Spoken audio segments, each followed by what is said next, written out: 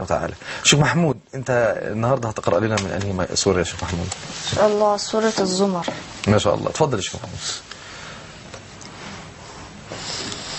أعوذ بالله من الشيطان الرجيم. بسم الله الرحمن الرحيم. ولقد أوحي إليك وإلى الذين من قبلك لئن أشركت ليحبطن عملك ولتكونن من الخاسرين. بل الله فاعبد وكن من الشاكرين. وما قدروا الله حق قدره والأرض جميعا قبضته يوم القيامة والسماوات مطويات بيمينه سبحانه وتعالى عما يشركون. ونفخ في الصور فصعق من في السماوات ومن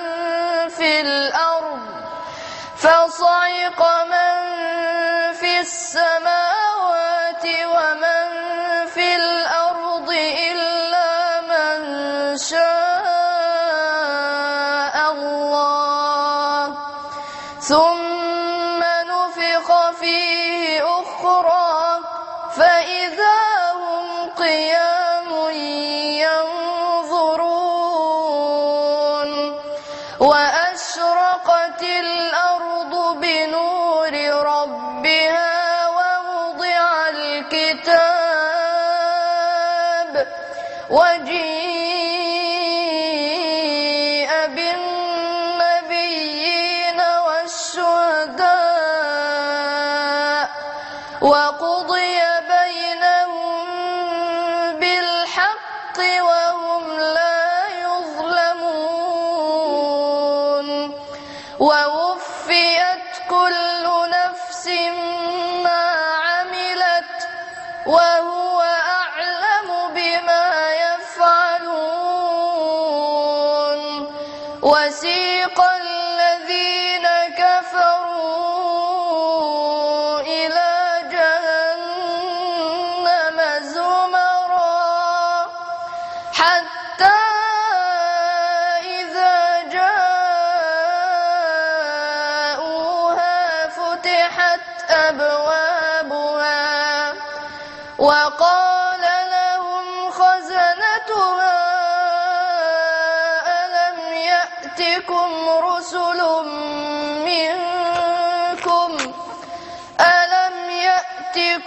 رسل منكم يتلون عليكم آيات ربكم وينذرونكم لقاء يومكم هذا. قالوا بلى ولكن حقت كلمة العذاب على الكافرين. قيل ادخلوا أبواب جهنم خالدين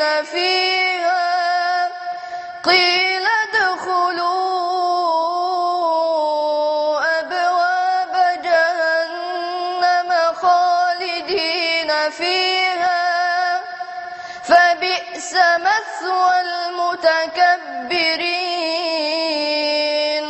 وسيق الذين اتقوا ربهم إلى الجنة زمرا حتى إذا جاءوها وفتحت أبوابها وقال لهم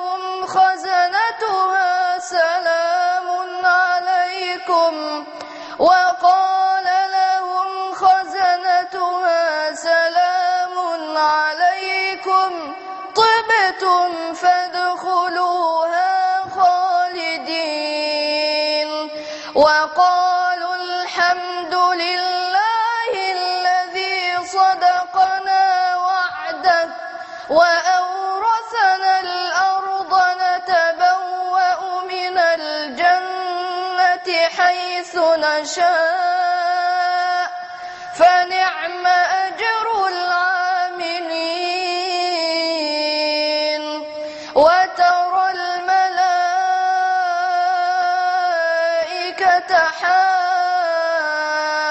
حافين من حول العرش يسبحون بحمد ربهم وقضي بينهم بالحق وقيل الحمد لله رب العالمين.